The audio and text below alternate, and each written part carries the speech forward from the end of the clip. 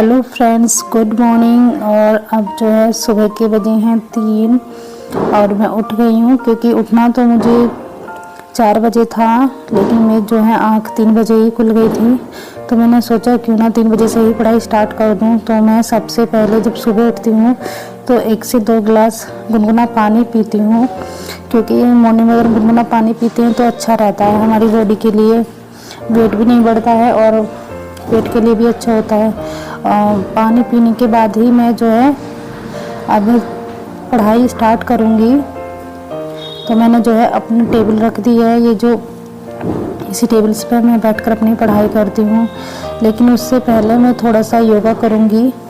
अभी मैं यहाँ पे सेट कर योगा करूँगी, क्योंकि योगा करने से हमारा जो माइंड है वो भी ठीक रहता है और हेल्थ भी ठीक रहती है। क्योंकि मेरा मानना है कि अगर हम पढ़ाई कर रहे हैं तो कम से कम 20 से 25 मिनट हमें योगा के लिए देनी चाहिए, क्योंकि अगर हम योगा करते हैं, मेडिटेशन करते हैं तो हमारा माइंड ठीक रहता है, जिससे हम पढ़ाई पर अपना जो है पूरा फोकस लगा पाते हैं। तो यहाँ पे मैं 15 से 20 मिनट ही योगा को देती हूँ। मैं ये नहीं है कि 1 घंटे योगा करूँगी, सिर्फ इतने ही बहुत होते हैं, 15 से 20 मिनट। उसके बाद ही जो मेरी नींद है वो भी अच्छे से खुल जाती है, क्योंकि मॉर्निंग में जब सुबह उठते हैं तो सबसे अच्छा टाइम वही होता है जब हमें सबसे ज़्यादा नींद आ रही होती है। क्योंकि ये टाइम ऐसा होता है कि बहुत मुश्किल हो जाता है उठना, और फिर नींद भी नहीं। देखो यहाँ पे अभी कितना अंधेरा हो रहा है, क्योंकि 3:20 का टाइम है और अब जो है मैं अपनी पढ़ाई स्टार्ट करूँगी।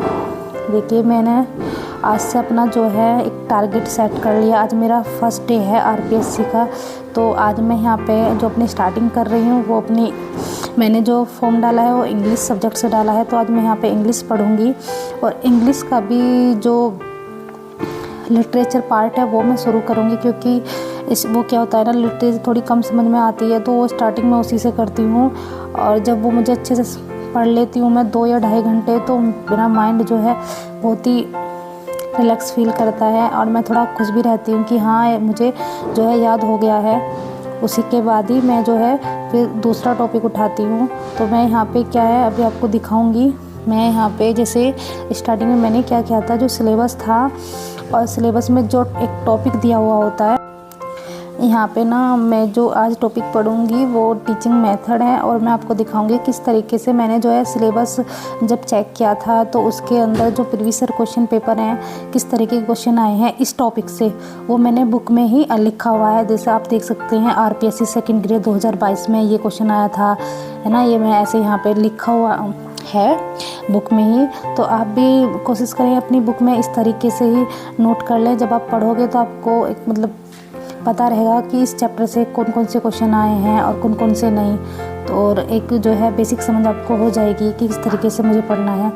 सेम मैं भी यही हर चैप्टर में मैंने यही किया है, जो भी मेरा सिलेबस है उसके अकॉर्डिंग ही मैंने लिखा हुआ है कि कौन से क्वेश्चन कौन से एग्ज़ाम में आए हैं।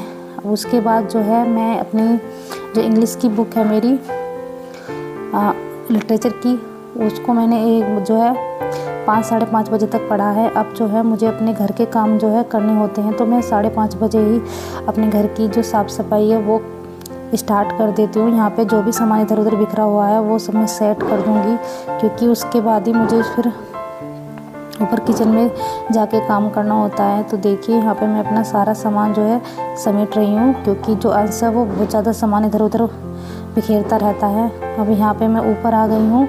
अब तो हम यहाँ पर खाना चूल्हे पे बनाते हैं। तो यहाँ पे एक चूल्हा जला हुआ है जिस पे आलू उबाल रखे हैं, और यहाँ पे मैं उन आलू की सब्ज़ी बनाऊंगी। तो उसके लिए मैंने टमाटर ये सब चीज़ काट के रखी हैं।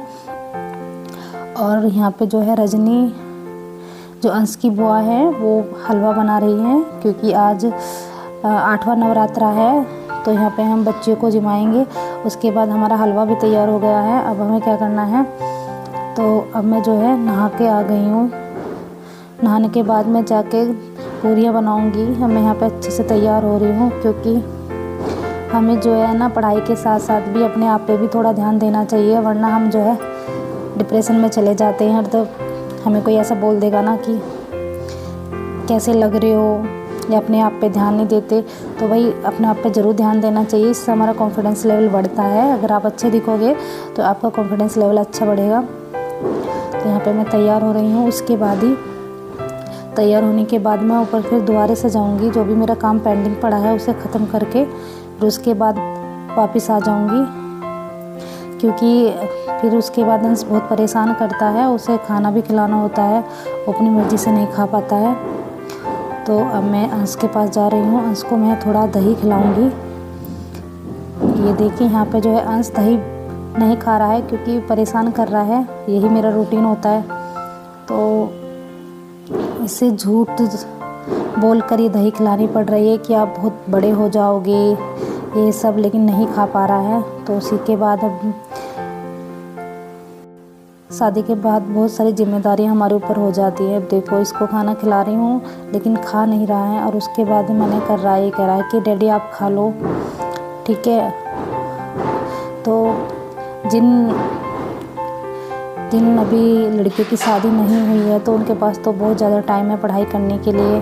अब शादीशुदा को तो घर परिवार संभालना पड़ता है, बच्चे संभालने पड़ते हैं, और उसके बाद फिर पढ़ाई करनी होती है, और फिर लोगों के ताने भी सुनने होते हैं। अगर हमारी जॉब नहीं लगती है तो सब कह देते हैं अभी पता ना कब तक पढ़ेंगे, बूढ़े हो गए हैं पढ़ते पढ़ते। तो मैं यहाँ पे जो है कपड़े अपने शाम को धोती हूँ। तो जो अब टाइम है वो शाम के 4 बजे के आसपास ही मैंने जो है कपड़े धोए थे, और यहाँ पे जो है ये पूरियाँ भी मैंने बना ली थी। और अब जो है मैं वापस दोबारा पढ़ने आ गई हूँ, क्योंकि मेरा काम जो है ना ख़त्म हो गया था। काम ख़त्म करने के बाद ही मैं अब नीचे आई हूँ। तो अब शाम के 7 बजे हैं। अब 7 बजे से मैं रात को 10 बजे तक फ्री रहूँगी, क्योंकि जो भी काम था वो ख़त्म हो गया है, और आज भी अब थोड़ी बहुत देर में सो जाएगा। तो मैं यहाँ पे अपनी पढ़ाई कर रही हूँ।